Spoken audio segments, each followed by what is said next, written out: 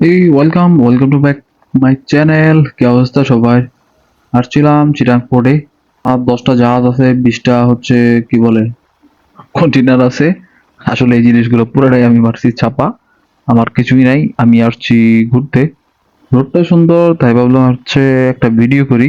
Video করে হচ্ছে একটা প্রসঙ্গে একটু কথা বলি আপনাদের সাথে।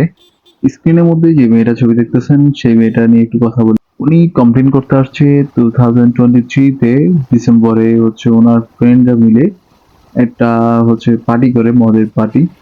ওইখানের মধ্যে হচ্ছে একটা মেয়েকে হচ্ছে অ্যাবিউজ করা হয় বা হচ্ছে দর্শন করা হয় বা হোয়াটএভার যাই করা হোক না কেন।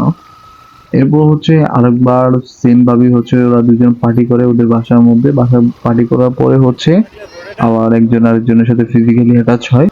তো আমার কথা হচ্ছে এতদিন পর্যন্ত এই জিনিসটা কেন লুকানো ছিল বা এতদিন পর্যন্ত কেন এই জিনিসটা নিয়ে কথা বলে নাই, কেন হচ্ছে কেস ফাইল করে নাই, কেন ছেলেটাকে ধরেন এতদিন পরে কেন আসছে সেই জিনিসটা নিয়ে আবার হচ্ছে নাড়া দিতে।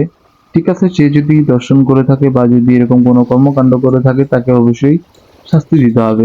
তাই বলে ভাই এরকম উগ্র ব্যবহার, তাই বলে হচ্ছে একটা প্রশাসনের ঊর্ধ্বতন কর্মকর্তার সামনে এইভাবে উচ্ছৃঙ্খল ভাবে কথাবার্তা মোটেও কাম্য ছিল না। যদিও উনি আবার একটা ফলস ইনফরমেশন দিছিল, সেটা হচ্ছে উনি বলছিল যে হচ্ছে উনি ঢাকা ইউনিভার্সিটির স্টুডেন্ট। যদি উনি ঢাকা ইউনিভার্সিটির না, উনি হচ্ছে লালমনিরহাট না, আপনার হচ্ছে লালমাটিয়া মেবি, লালমাটিয়া ইউনিভার্সিটির হচ্ছে স্টুডেন্ট। যাই হোক, উনি যেখানে স্টুডেন্ট হোক না কেন আমার সমস্যা নাই। আমার কথা হচ্ছে 2023 ডিসেম্বরে যদি এই ঘটনা ঘটে থাকে, এখন হচ্ছে 2024 আগস্ট মাস চলতেছে, এটা এতদিন পরে কেন? আর আমার আরেকটা কোশ্চেন হচ্ছে, দুজনে যদি মদ পান করে থাকে, দুজনে তো আসলে সেন্স যদি ঠিক থাকবে না। কারণ হচ্ছে মদ পান করলে আসলে মানুষের সেন্স থাকে না।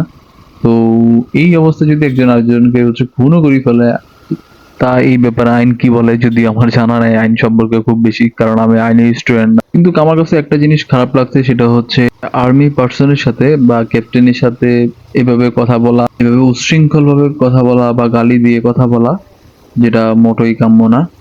আর যদিও হচ্ছে আসলে যে ক্যাপ্টেন ছিল, ওই ক্যাপ্টেনটা খুবই ভদ্র এবং হচ্ছে ধৈর্য সহকারে এই জিনিসটা দেখছে, উনি কোনো ধরনের রিয়েক্ট করে নাই।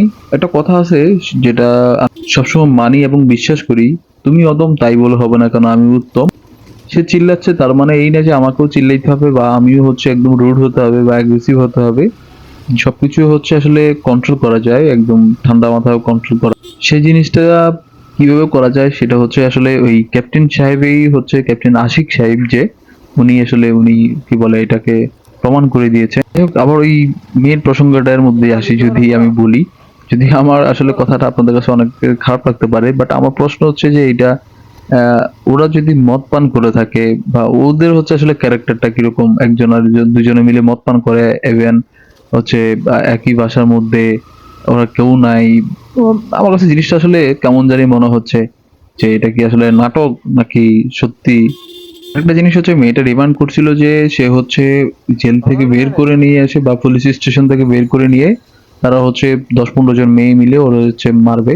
তো আসলে বাংলাদেশে আইন অনুযায়ী বা হচ্ছে ওরা যদি আইনের প্রতি শ্রদ্ধাশীল হইতো বা স্টুডেন্ট যদি মানে ওইরকম ভালো মানের স্টুডেন্ট হইতো, তখন তারা আইনের প্রতি শ্রদ্ধাশীল থাকতো, তখন এই ধরনের কোনো ধরনের হচ্ছে আসলে অ্যাক্টিভিটিতে বা এরকম কোনো প্রপোজাল দিত না। তারা কোন বুঝে দিছে, কি বুঝে দিছে তা সেই জানে। আর মেয়েটারা দেখলেই কেন জানি মনে হচ্ছে যেন আমি ঠাস করে যে একটা থাপ্পড় মারি। যদিও এই মেয়ের সাথে আমার কোনো পার্সোনাল কোনো ইস্যু নাই, তারপরও কেমন জানি হচ্ছে উচ্ছৃঙ্খলতার কারণে দেখলে ইচ্ছে করতেছে যেন একটা ঠাস করে একটা থাপ্পড় মারিয়ে দিই। আর আমার মনে হচ্ছে যেন সে 10 বছরও মনে হয় গোসল টোসল করে নাই, এমন একটা মানে সিনারি ওর ফেসের মধ্যে দেখা যাচ্ছে। যাই হোক, আমার কথা হচ্ছে যে এই দোষী অপরাধী, সে যদি অন্যায় করে থাকে তাকে অবশ্যই শাস্তি দিবে। কারণ দেশে আইন আছে এখনো। আইন বলতে এমন কোনো কিছু নাই যেটা হচ্ছে আসলে আমরা হাতে নিয়ে নিব। প্রশাসন আছে, সবকিছু আছে।